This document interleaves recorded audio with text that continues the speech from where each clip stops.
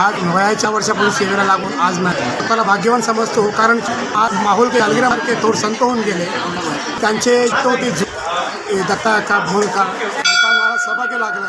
त्यांनी जे आम्हाला पण दिली आम्ही पुढे चालत आलो, कारण सांगितलं होतं त्यांनी भोलकांनी शालिग्राम मोठे ते, कारण ज्यावेळी शालिग्राम स्वामी माहूलमध्ये त्यांनी नित्यानंद स्वामीचं विचारलं होतं की शालिग्राम स्वामींनी की बाबा तुमचा जन्मदिवस कोणता, तर नित्यानंद स्वामीच्या मुखातून 30 नोव्हेंबर हा जन्म फक्त माहूलला जाणार. आज नित्यानंद स्वामी 2 किलो सोला भक्तांचा चालू आहे.